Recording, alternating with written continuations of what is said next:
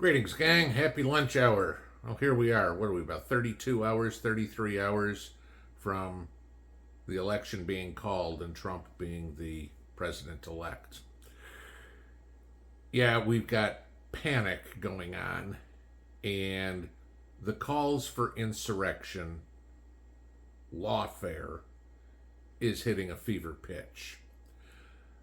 I want you to watch something real quick. This is Massachusetts Governor Maura Healey. I want you to hear what she has to say, and then we'll get into it. If the Trump administration requests it, would the Massachusetts State Police assist in mass deportations? No, absolutely not. But, let me say this. I do think it's important that we all recognize that there's going to be a lot of pressure on states and state officials. And I can assure you, we're going to work really hard to deliver. Some realities also need to be, noted. And that is, in 2016, we had a very different situation in the courts. And while I'm sure there may be litigation ahead, there's a lot of other ways that people are going to act and need to act for the sake of their states and their residents. There's regulatory authority and executive powers and the like. There's legislation also within our states. So I think that the key here is that every tool in the toolbox has got to be used to protect our citizens, to protect our residents, and protect our states, and certainly to hold the line on democracy and the rule of law as a basic principle, right? Yes, Ms. Healey, you are absolutely right. There is going to be some pressure put on states and state officials. You are going to follow the law, something you haven't had to do for the last 4 years. Maybe you need to go brush up on your Constitution. Trump has said many times on Inauguration Day at noon, the biggest mass deportation in history is going to start in the United States.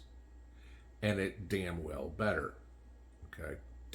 In the interest of Laken Riley, in the interest of Jocelyn Nungaray, in the interest of all the other women who have been raped, brutalized, tortured, all the mothers, daughters, fathers, sons who've been killed, kidnapped, extorted, whatever, by all these illegals. Now, I will be the first to admit, not every one of these illegals is a murderer, a rapist, whatever. But I will also give you this fact. Every single one of them is a criminal. Coming across our borders without authorization is a federal crime. I don't care with Maura Healey saying, or Gavin Newsom, or Kathy Hochul, or any of these other governors, J.B. Pritzker, you name it, Gretchen Whitmer, saying they're not going to do it. You don't get to go back to sanctuary cities.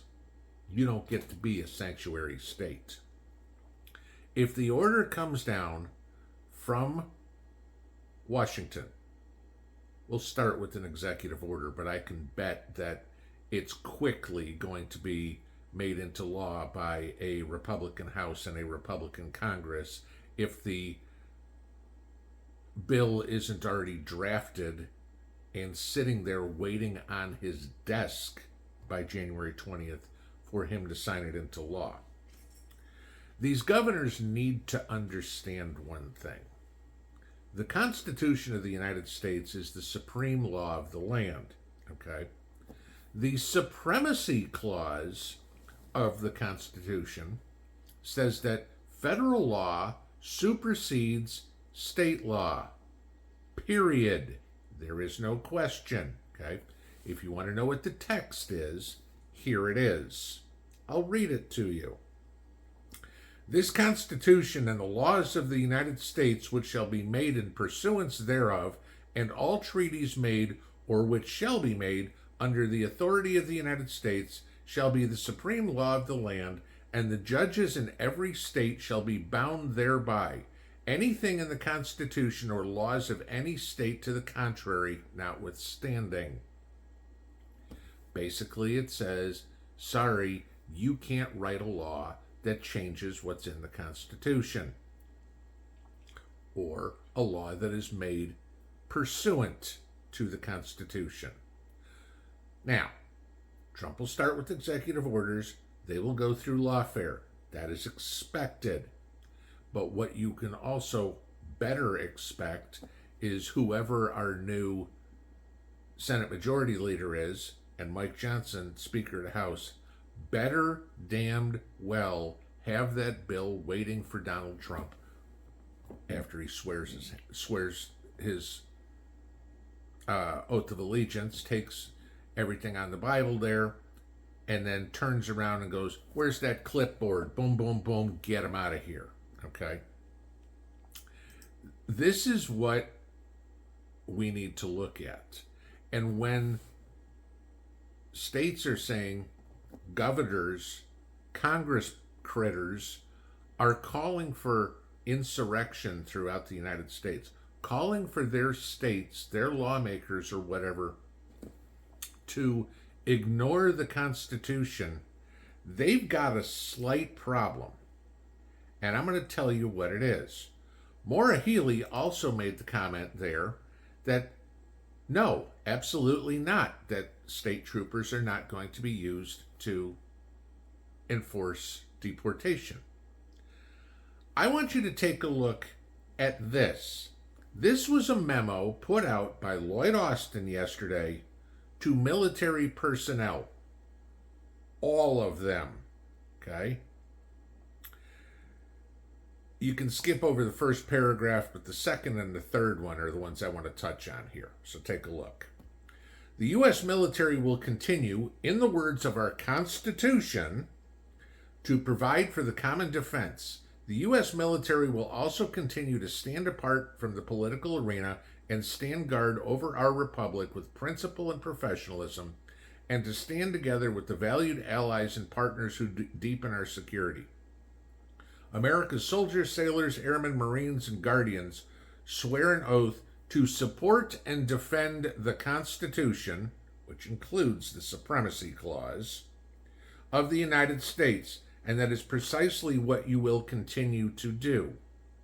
There, you have a legal order to protect the Constitution, as if you didn't already know that. Next paragraph. You are not just any military, you are the United States military, the finest fighting force on earth, and you will continue to defend our country, our Constitution, and the rights of all our, look at that last word, citizens. If you are an illegal, I'm sorry, you do not have standing here. There is your proof. From Lloyd Austin, who's currently the Secretary of Defense, appointed by Joe Biden. Okay? The military has just been given marching orders from their chain of command to listen to the duly elected president upon taking the oath of office, that they will be charged with enforcing our borders. Now, you're going to have people that are going to say the U.S. military active duty cannot go to war, if you will, on U.S. territory. The National Guard can be federalized. Do not be surprised whatsoever if this plays out exactly like I'm saying. The House puts the bill up, the Senate passes it, because remember, they get sworn in first of the year. Okay. Trump gets sworn in on the 20th. We will have our new Congress. That bill is therefore waiting for him to sign that we are starting mass deportation. And under the law that Trump will sign, now the military, the National Guard, is called to active duty to police the country. And you're going to hear all the liberals go off and say, you're going to turn us into a police state, yada, yada, yada. No, we're not. The military is going to, hopefully, in my opinion, get rid of the foreign invaders that are here illegally. If you're here legally, no big deal. Mr. Jones, can we see your ID? Sure, here you go. And you'll have all the people that are going, oh, this is like, the Soviet Union or Nazi Germany with papers, please. Okay? I'm okay with that. Get rid of the illegals. Use the force we have to do it. This should never have been a problem in the first place. The Constitution says 4 times about citizens and citizens voting, and we've talked about all of that. Every other country in the world, if you cross their borders illegally, you get arrested. Here, you get free money, free housing, free phone, free food, free schooling, free car. What? No.